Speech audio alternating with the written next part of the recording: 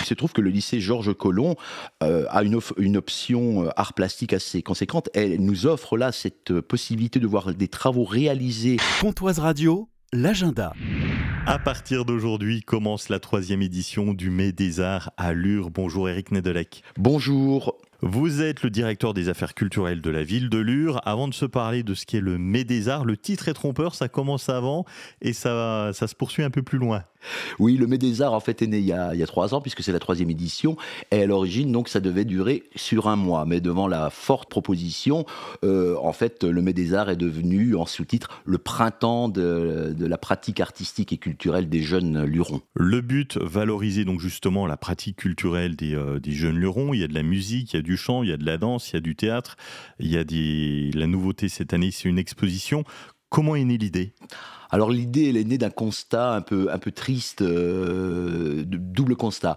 Déjà, nous étions en pleine période de Covid. On sentait bien que dans cette période extrêmement traumatisante pour chacun d'entre nous, tout ce qui était offre culturelle et surtout lié à la pratique artistique était en train de chuter considérablement. Et il nous fallait vraiment redynamiser avec nos moyens, rien de tel que de le valoriser, de montrer au public le panel assez riche qui est offert au niveau du territoire luron en matière de théâtre, de danse, des différentes possibilités artistiques qui s'offrent à la pratique des jeunes. Les jeunes prennent le pouvoir, vous montrez ce qu'ils peuvent faire culturellement. Ça démarre aujourd'hui, alors avec l'événement qui est complet, j'allais dire tout est dans le titre, on va parler musique avec Zikadonf. Alors Zikadonf, c'est une école de musique qui est située sur Lure, avec lesquelles nous travaillons régulièrement, parce que aussi l'objectif du Mai des Arts, c'est de s'appuyer sur de véritables partenariats.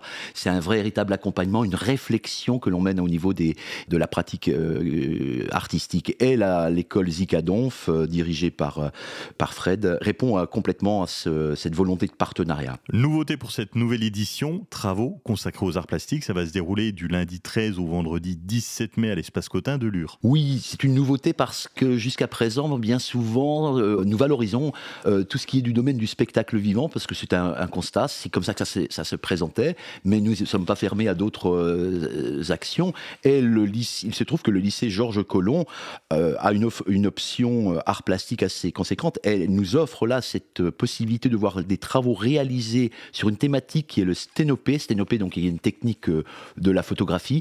Et ces jeunes, encadrés par des professionnels, ont travaillé pendant toute une année et nous offrent le fruit de leur travail de création. Ça va être à découvrir, j'imagine que le sous-entendu, c'est de mettre les jeunes à la culture, de voir, de donner envie. Moi, je voulais savoir, Éric, vous êtes le directeur des affaires culturelles de la ville de Lure, vous avez eu cette idée-là, et de la voir se réaliser, prendre vie, là on est en la 3e édition, qu'est-ce que ça vous fait ? À la fois, c'est plein de questionnements, c'est de voir aussi, il y a une véritable richesse. Les 7 rendez-vous qui sont proposés en 2024 ne sont que 7 rendez-vous. Bien évidemment, il existe beaucoup d'autres propositions dans la pratique culturelle.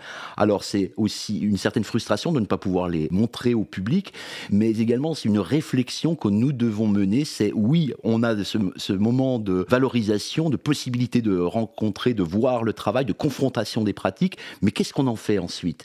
Quelle réflexion on peut amener ? Comment on se projette dans l'avenir pour la consolidation de ces pratiques, parce que la présence de l'artiste est indispensable et que l'artiste sur le territoire luron, il n'est pas aussi présent que cela. Donc c'est toute une réflexion que nous devons avoir pour l'avenir de la pratique artistique et culturelle dans quelques domaines que ce soit. Profitons du présent, le Mai des Arts à Lure, ça démarre ce soir. Tout le mois de mai jusque début juin, vous retrouvez le programme complet sur le site de la ville de Lure ou encore de l'auditorium. Merci d'avoir été avec nous, Éric. Merci Jean-Pierre.